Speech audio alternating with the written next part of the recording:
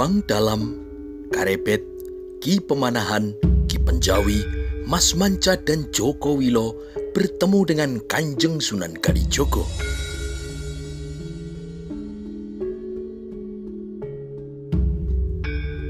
"Bagaimana keadaanmu, Karebet? Kau selamat?" tanya Kanjeng Sunan Kalijogo.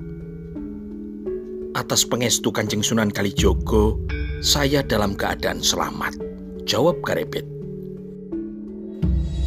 "Kau juga selamat, Pemanahan, Penjawi, dan kau, dua orang pemuda yang duduk paling belakang, kalian juga selamat?" tanya Kanjeng Sunan. "Iya, Kanjeng Sunan, kami semua selamat," kata Ki Pemanahan. "Kanjeng Sunan, perkenalkan sahabat saya yang sejak awal telah membantu berdirinya Kadipaten Pajang.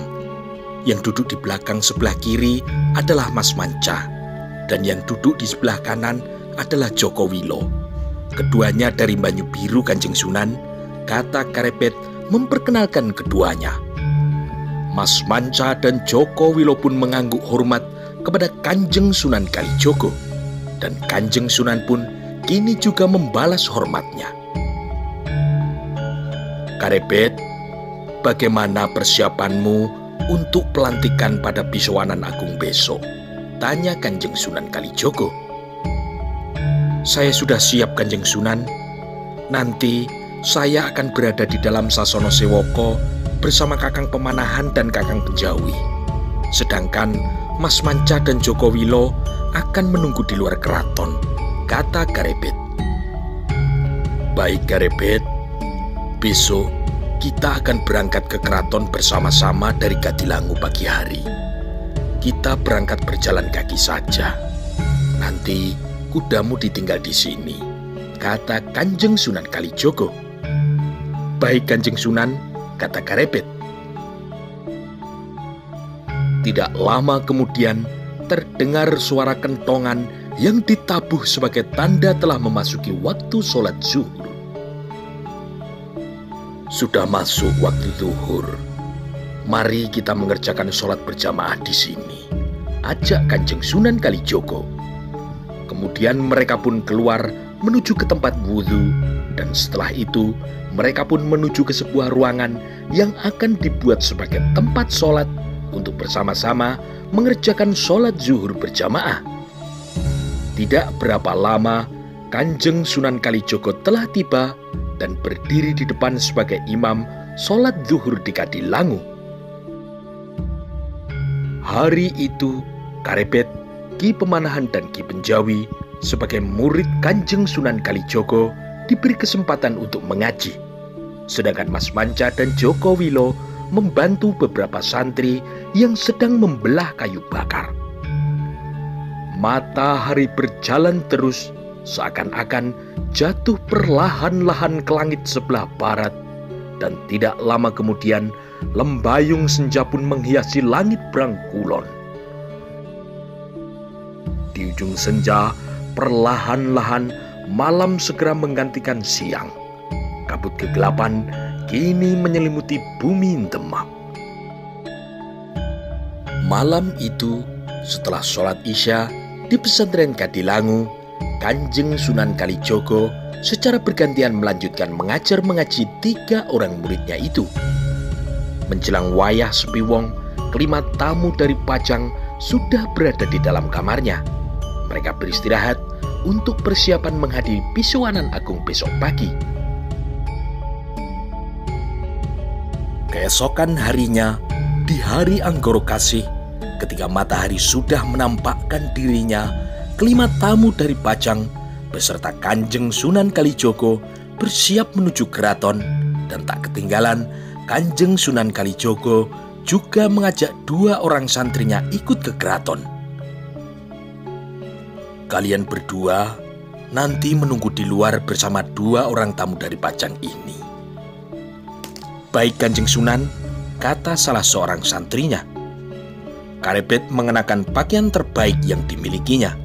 Di pinggangnya terselip keris pusaka yang pernah dipakai sebagai sipat kandel Kadipaten Pengging Widrodyo, yang sekarang menjadi pusaka sifat kandel Kadipaten Pajang, yaitu keris Kiai Nogo Siluman.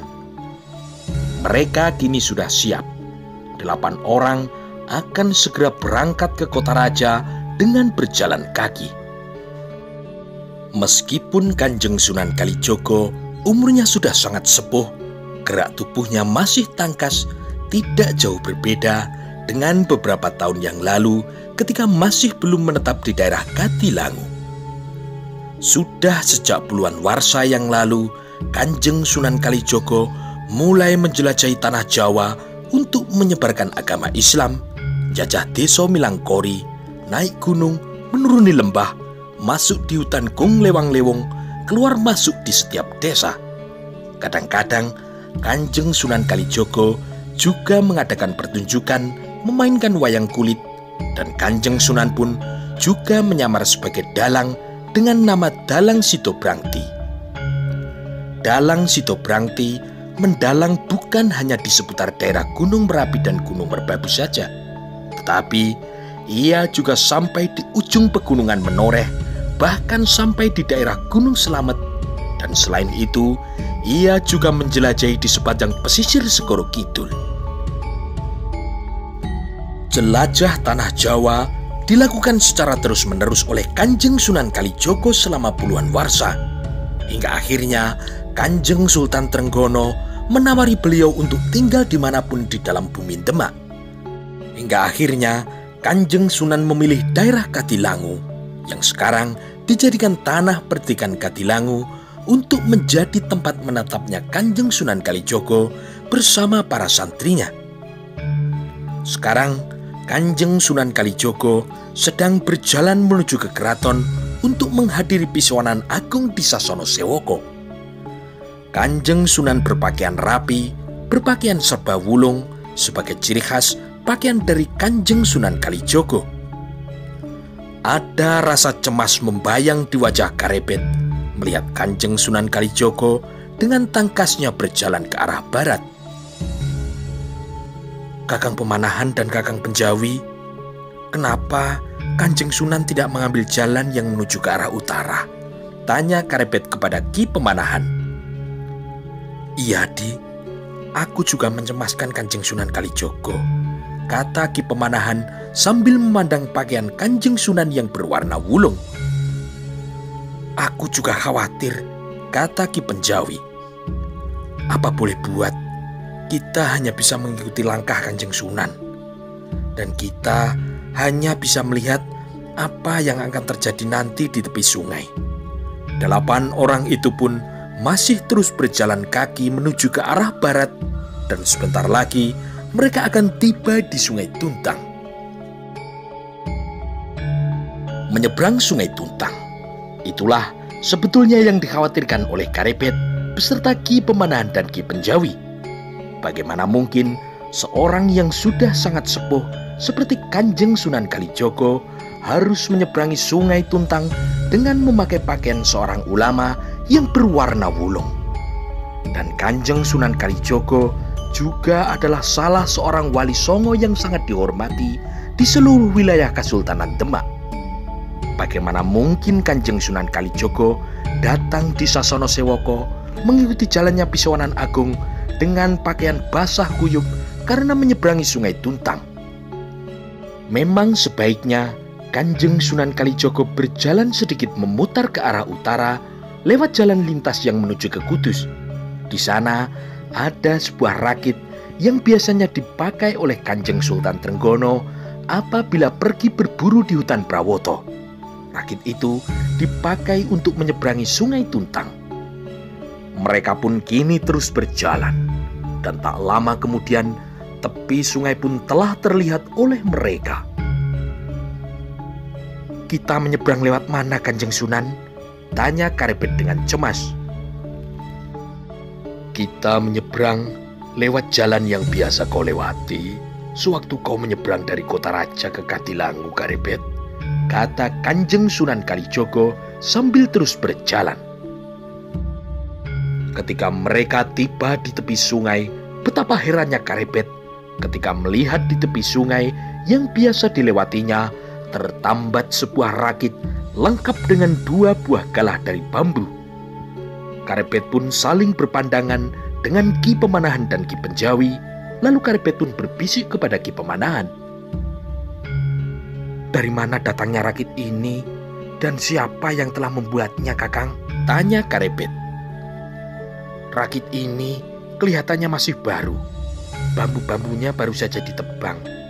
Mungkin para santri yang telah membuatnya kemarin," kata Ki Penjawi. "Apakah rakit ini yang membuat para santri dari Kadilangu?" tanya Ki Pemanahan kepada 2 orang santri dari Kadilangu. "Tidak, kami tidak pernah membuat rakit. Kalau kami menyeberangi sungai, kami masuk ke dalam air atau menyeberang dengan cara berenang," jawab santri dari Kadilangu itu. "Mungkin rakit ini dibuat oleh para penduduk di sekitar Kadilangu," kata Karepet, tetapi ia sendiri ragu-ragu atas perkataannya itu. Sesaat kemudian Kanjeng Sunan Kalijogo turun ke tepi sungai, kemudian naik ke atas rakit yang tertambat di pinggir sungai. Setelah Kanjeng Sunan berada di atas rakit, Karepet beserta para sahabatnya pun kemudian juga naik di atas rakit. Dan yang terakhir naik adalah 2 orang santri dari Kadilangu. 2 orang santri itu lalu mengambil 2 buah galah yang tertancap di tepi sungai, lalu dipergunakannya untuk menjalankan rakit menyeberangi Sungai Tuntang menuju ke tepi sebelah barat. Ketika 2 orang santri itu mendorong 2 buah galah yang mereka masukkan ke dalam air, maka perlahan-lahan rakit itu pun bergerak ke samping. Air yang tenang memudahkan 2 orang santri dari Kadilangu itu untuk mendorong rakit. Maka kini rakit pun bergerak tenang ke arah barat. Saat ini air Sungai Tuntang terlihat sangat tenang. Padahal biasanya air sungai ini bergerak mengalir ke arah utara dengan deras, kata Karepet dalam hatinya. Di atas rakit, Karepet menarik nafasnya dalam-dalam. Yang dicemaskannya kini tidak terjadi. Kanjeng Sunan Kalijogo tidak perlu menyeberangi Sungai Tuntang dengan masuk dan berjalan di dalam air sungai, sehingga bisa mengakibatkan pakaiannya yang berwarna bulung itu menjadi basah kuyup. Karepet tidak mengira kalau di pinggir sungai telah tertambat sebuah rakit yang dapat membawa mereka ke seberang. "Aku telah berkali-kali menyeberang di sini, tetapi rakit ini tidak pernah ada," kata Karepet dalam hatinya. Rakit yang ditumpanginya masih terus bergerak, dan tak lama kemudian ujung rakit pun menyentuh tepi sungai sebelah barat. Lalu satu persatu penumpangnya pun turun ke darat. Kanjeng Sunan Kalijogo turun ke tepi sungai diikuti oleh Karepet beserta 4 orang sahabatnya. Sedangkan kedua orang santri dari Kadilangu itu segera menancapkan galah bambu di tepi sungai. Dari tepi sungai, mereka lalu berjalan ke barat. Beberapa saat kemudian, mereka pun berbelok ke utara, yaitu jalan lurus menuju ke keraton. Jarak yang dekat menyebabkan mereka tidak terlalu lama berada di perjalanan. Ketika sampai di alun-alun, maka Kanjeng Sunan Kalijogo berkata kepada 2 orang santrinya, "Kalian tunggu di luar keraton bersama 2 orang tamu kita dari Pajang," kata Kanjeng Sunan Kalijogo. "Baik Kanjeng Sunan," kata salah seorang santri dari Kadilangu. Kemudian 4 orang memisahkan diri. Hanya Kanjeng Sunan bersama Karepet, Ki Pemanahan dan Ki Penjawi yang berjalan menuju ke keraton. Tidak lama kemudian mereka pun sudah berada di pintu gerbang. 2 orang prajurit penjaga pintu gerbang mengangguk hormat kepada Kanjeng Sunan Kalijogo. Kanjeng Sunan Kalijogo berjalan menuju ke Sasono Sewoko, dan ketika melewati 2 orang prajurit Wirotamtomo penjaga pintu, maka salah seorang prajurit menghampiri Kanjeng Sunan Kalijogo. Kanjeng Sunan Kalijogo ditunggu oleh Kanjeng Sultan bersama dengan Kanjeng Sunan Kudus di ruangan dalam, kata prajurit itu. Baik, aku akan ke sana sekarang, kata Kanjeng Sunan Kalijogo. Karebet, kau terus saja ke Sasono Sewoko. Aku akan menemui Kanjeng Sultan Trenggono dulu, kata Sunan Kalijogo. Baik Kanjeng Sunan, jawab Karebet. Kanjeng Sunan Kalijogo pun berjalan masuk ke ruang dalam menemui Kanjeng Sultan Trenggono bersama dengan Sunan Kudus yang telah menunggunya. Ketika Kanjeng Sunan Kalijogo sudah tidak terlihat, Karebet, Ki Pemanahan dan Ki Penjawi kemudian meneruskan berjalan menuju Sasono Sewoko. Beberapa kali mereka berpapasan dengan beberapa orang prajurit Wirobrojo yang sedang bertugas. Sambil berjalan, mereka melihat di sebelah ruang Wirotamtomo ada sebuah ruangan besar yang penuh berisi bahan pangan dan hasil bumi dari asok hulu bekti para Nayaka Praja serta para bebahu di seluruh Kesultanan Demak. Banyak juga para bebahu yang asok hulu bekti glondong pengareng-areng untuk Kanjeng Sultan Trenggono, kata Ki Penjawi berbisik. Ya, semua Demang, kepala tanah perdikan, bupati, adipati, Ki Ageng, ditambah semua tumenggung, panji, ronggo, lurah dan keluarga keraton, semuanya ikut dalam acara Pisawanan Agung di Sasono Sewoko, kata Ki Pemanahan. Mereka terus berjalan, dan ketika langkah kaki mereka semakin mendekati Sasono Sewoko, penjagaan prajurit Wirotamtomo maupun Wirobrojo semakin ketat. Di depan Sasono Sewoko terlihat seorang perwira prajurit Wirotamtomo, yaitu Ki Ronggo Pitekso, yang sedang berbincang dengan beberapa prajurit dari Kesatuan Wirotamtomo dan Wiromanggolo. Ketika mereka melihat Karebet beserta dua orang pengikutnya, maka Ki Ronggo Pitekso pun berjalan menyongsong Karebet. Hormat saya untuk Ki Ronggo Pitekso, kata Karebet sambil membungkuk hormat. Demikian juga dengan Ki Pemanahan dan Ki Penjawi yang juga membungkuk hormat. Ya Karebet, kau selamat, kata Ki Ronggo Pitekso. Atas pangestu Ki Ronggo, saya selamat, kata Karebet. Karebet pun memperkenalkan kedua pengikutnya, yaitu Ki Pemanahan dan Ki Penjawi, kepada Ki Ronggo Pitekso. Ki Pemanahan dan Ki Penjawi mengangguk hormat kepada Ki Ronggo Pitekso, dan Ki Ronggo pun juga membalas hormatnya. Kapan kau berangkat dari Pajang, Karebet? Tanya Ki Ronggo Pitekso. 2 hari yang lalu, Ki Ronggo, jawab Karebet. Karebet, mari ku antar masuk ke dalam Sasono Sewoko. Mari Ki Pemanahan, mari Ki Penjawi, mari kita masuk ke dalam, kata Ki Ronggo Pitekso sambil berjalan masuk ke dalam Sasono Sewoko. Lalu Karebet bersama dengan Ki Pemanahan dan Ki Penjawi pun berjalan mengikuti dari belakang. Di dalam Sasono Sewoko saat itu hampir penuh dengan orang yang ikut Pisawanan Agung yang dilaksanakan pada hari Anggoro Kasih ini. Orang-orang yang hadir semuanya duduk bersila menghadap ke depan. Ki Ronggo Pitekso berjalan ke depan melewati beberapa orang yang ikut Pisawanan Agung diikuti oleh Karebet, Ki Pemanahan dan Ki Penjawi. Di depan terlihat sebuah kursi kosong yang nanti akan dipergunakan oleh Kanjeng Sultan Trenggono. Dan di ujung ruangan ada beberapa kursi lain yang terlihat masih kosong. Di lantai ruangan, di depan kursi untuk Kanjeng Sultan, di deretan depan sebelah kiri terlihat duduk bersila Tumenggung Gagak Nabrang dari Kesatuan Wirobrojo. Di sebelahnya duduk Tumenggung Siung Laut dari Kesatuan Tempur Laut Jolopati, Tumenggung Ronopati dari Kesatuan Wiroradyo, Tumenggung Suropati dari Kesatuan Wiromanggolo, Tumenggung Palangnagoro dari Kesatuan Wiroyudo, dan Tumenggung Joyo Santiko dari Kesatuan Patangbuluan. Di belakang deretan para Tumenggung duduk beberapa orang panji dan beberapa orang ronggo yang semuanya duduk bersila menghadap ke depan.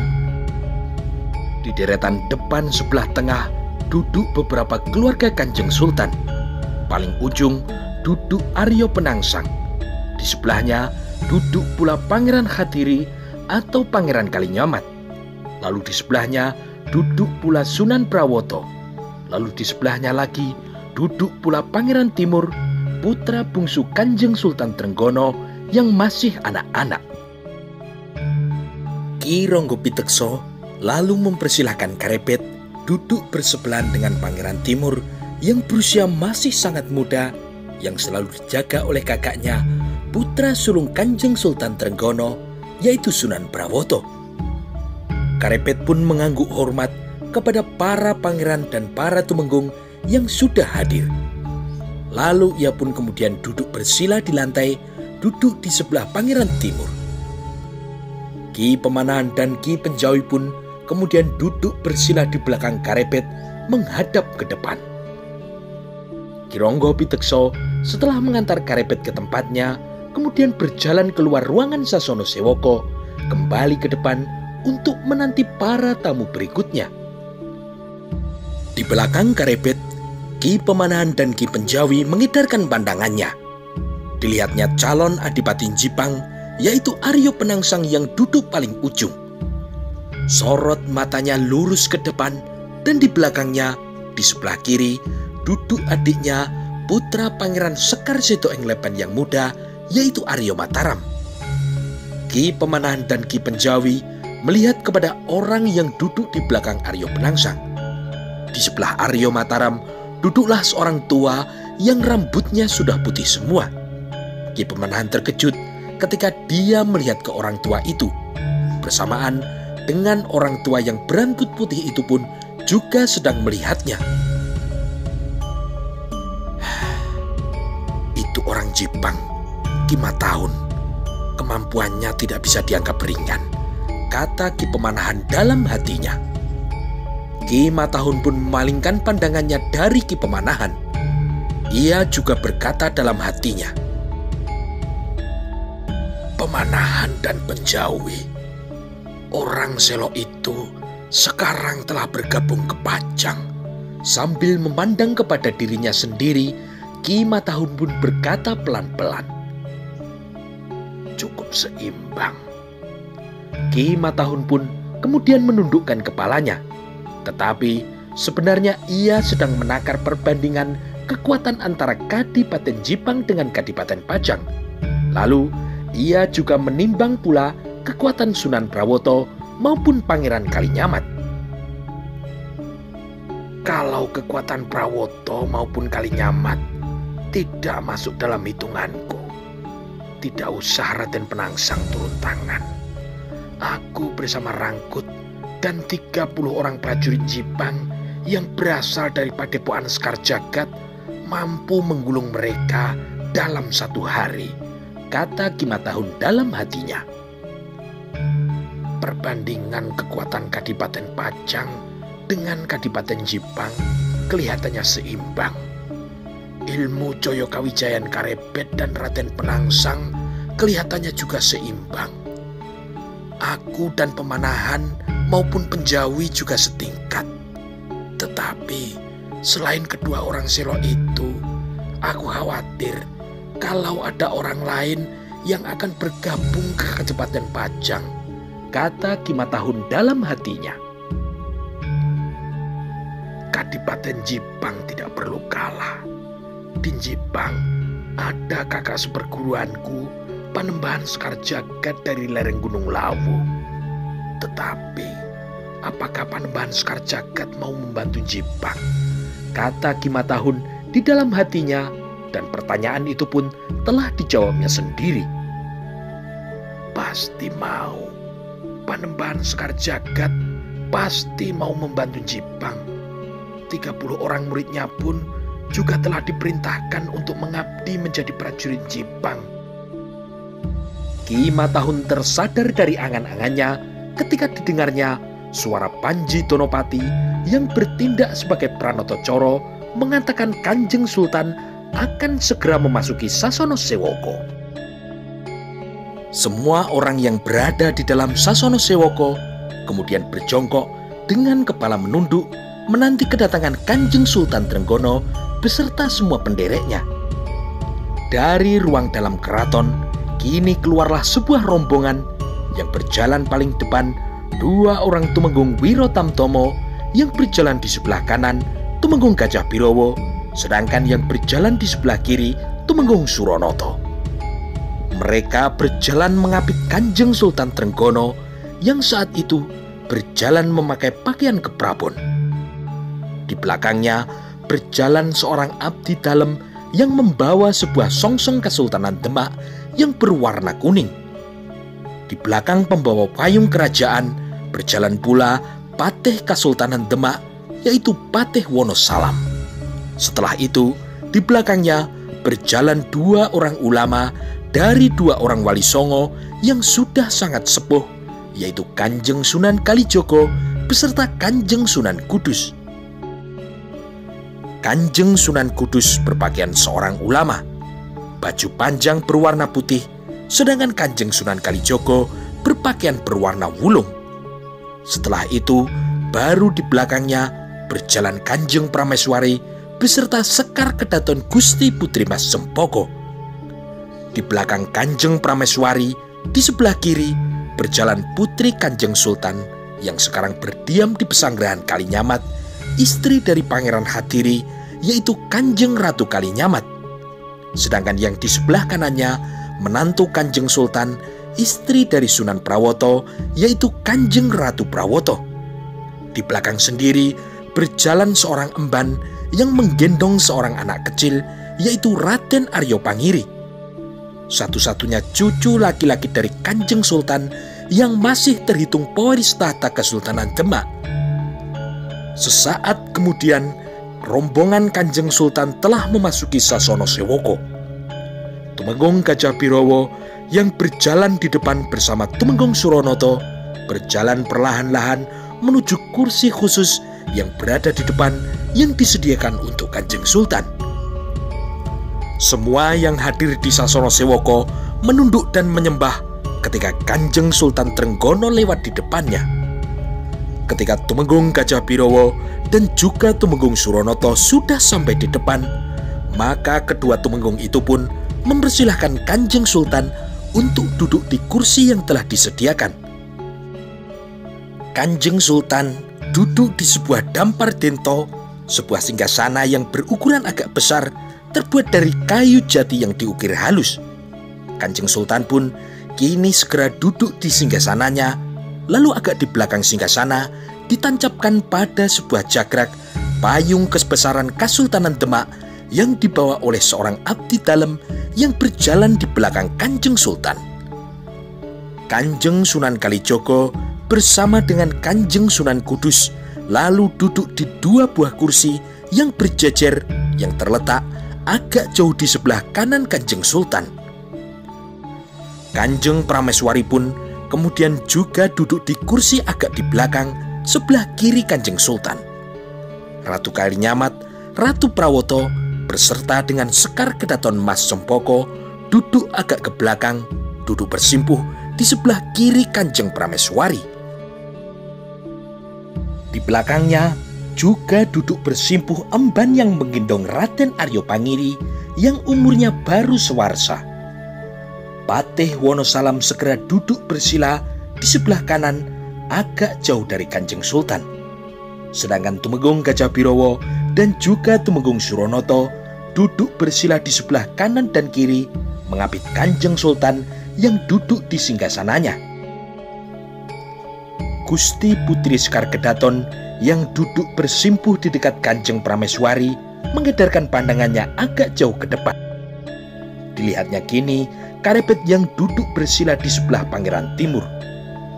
Ketika Karepet melihat sekilas Gusti Putri Sekar Kedaton tersenyum kepadanya, maka ia pun membalas juga dengan senyumnya. Setelah itu, Sekar Kedaton pun segera menundukkan kepalanya. Di dalam Pasewaan Agung, Gusti Putri Sekar Kedaton harus bisa menempatkan diri. Ia tidak mau Kanjeng Prameswari menjadi marah kepadanya karena ia menuruti perasaannya sampai melupakan Subosito. Sesaat kemudian terdengar suara Panji Donopati yang mengatakan acara Pisuanan Agung segera dimulai. Panji Donopati kemudian mempersilahkan semua yang hadir untuk kembali duduk bersila. Setelah itu, Panji Donopati pun kemudian juga duduk bersila, bersiap mendengarkan titah dari Kanjeng Sultan Trenggono. Setelah semuanya duduk bersila, maka Kanjeng Sultan pun berbicara di hadapan semua yang hadir di Pisuanan Agung. Hanya singkat, Kanjeng Sultan hanya mengucapkan terima kasih atas kesetiaan mereka terhadap Kesultanan Demak dan berterima kasih pula atas pemberian Asok Hulu Bekti terhadap Keraton Demak. Setelah itu, tibalah saat yang dinanti-nantikan oleh banyak orang di Pasewan Agung. Gusti Putri Sekar Kedaton pun berdebar-debar karena karepet orang yang dicintainya akan disengkaake ing ngaluhur menjadi seorang adipati. Sambil duduk bersila, Ki Panji Donopati mempersilahkan Aryo Penangsang dan Karepet untuk maju ke hadapan Kanjeng Sultan. Dengan laku dodok, keduanya pun kemudian berjongkok maju ke depan, tepat di hadapan Kanjeng Sultan yang duduk di dampar keprabon. Mereka berhenti, lalu mereka menyembah. Keduanya kemudian duduk bersila sambil menundukkan kepalanya. Patih Wonosalam segera memberikan 2 buah gulungan layang kekancingan kepada Kanjeng Sultan Trenggono. Kanjeng Sultan pun kemudian berdiri lalu menerima layang kekancingan dari Patih Wonosalam. 2 buah surat keputusan yang telah ditulisnya sendiri yang terbuat dari kulit binatang. 2 buah layang kekancingan yang berada dalam keadaan tergulung merupakan keputusan Kanjeng Sultan untuk mengangkat Aryo Penangsang dan Karepet menjadi seorang adipati. Satu demi satu, layang kekancingan itu pun diberikan kepada mereka berdua berurutan. Yang pertama kali menerima adalah Raden Aryo Penangsang. Setelah menyembah dengan kedua tangannya, Aryo Penangsang menerima gulungan layang kekancingan, disusul Karepet yang juga menerima layang kekancingan dari Kanjeng Sultan dengan kedua tangannya. Setelah kedua orang itu menerima layang kekancingan, maka Kanjeng Sultan Trenggono berkata, "Penangsang dan Karepet, silahkan kalian kembali ke tempat kalian masing-masing." Aryo Penangsang dan Karepet pun kemudian menyembah, lalu keduanya mundur perlahan-lahan. Aryo Penangsang kembali ke tempatnya semula, begitu pula Karepet yang kembali duduk bersila di sebelah Pangeran Timur. Setelah itu, Kanjeng Sultan pun kemudian juga duduk kembali di dampar keprabon. Untuk yang kedua kalinya, Kanjeng Sultan berbicara di hadapan para hadirin di Sasono Sewoko tentang tugas dan pengangkatan Aryo Penangsang sebagai seorang adipati di Jipang dan juga Karepet sebagai seorang adipati di Pajang. Di samping mengucapkan selamat atas pengangkatan mereka sebagai seorang adipati, Kanjeng Sultan mengingatkan tentang tugas dan tanggung jawab mereka yang berat, yaitu melindungi dan menyejahterakan seluruh rakyat Jipang dan seluruh rakyat Pajang.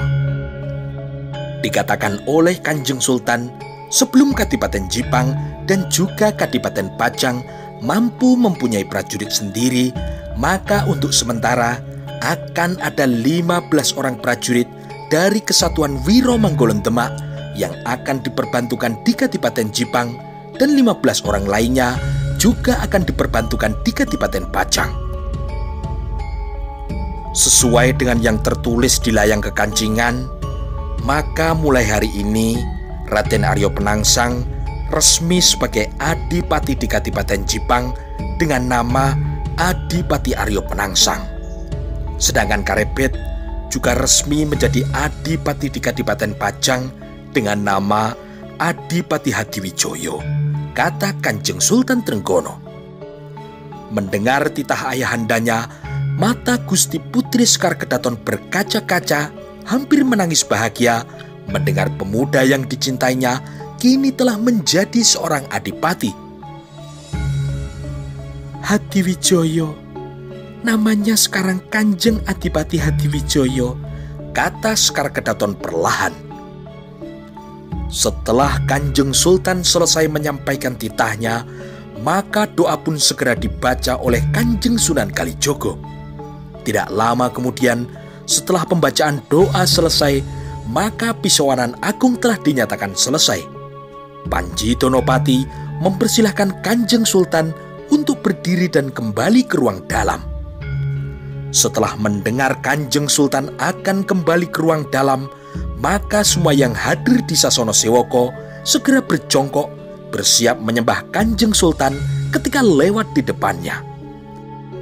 Abdi dalam yang membawa songsong juga segera berdiri, mencabut songsong Kasultanan dan segera dipakai untuk memayungi Kanjeng Sultan Trenggono. Tumenggung Gajah Birowo dan Tumenggung Suronoto juga segera berdiri mengapit Kanjeng Sultan yang bersiap untuk berjalan ke ruang dalam. Lalu kini berjalanlah Kanjeng Sultan diiringi Patih Wonosalam, lalu diikuti oleh Kanjeng Sunan Kudus dan Kanjeng Sunan Kalijogo. Di belakangnya berjalan Kanjeng Prameswari bersama dengan Sekar Kedaton. Kemudian Ratu Kalinyamat dan Ratu Prawoto, yang terakhir adalah seorang emban yang menggendong Raden Aryo Panggiri. Para hadirin di Sasono Sewoko pun kemudian membubarkan diri. Beberapa orang menyalami Adipati Aryo Penangsang dan Adipati Hadiwijoyo.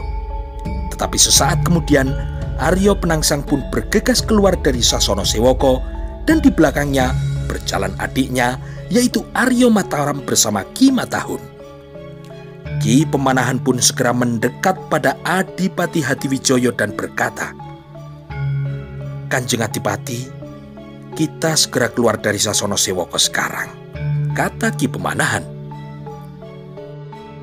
"Baik Kakang Pemanahan, kita keluar sekarang. Ayo Kakang Menjawi, kita keluar," kata Adipati Hadiwijoyo.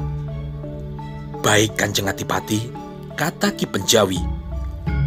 Adipati Hadiwijoyo segera melangkah keluar, tetapi langkahnya terhenti ketika seorang berpakaian tumenggung menghadang langkahnya dan tepat berdiri di depan Adipati Hadiwijoyo.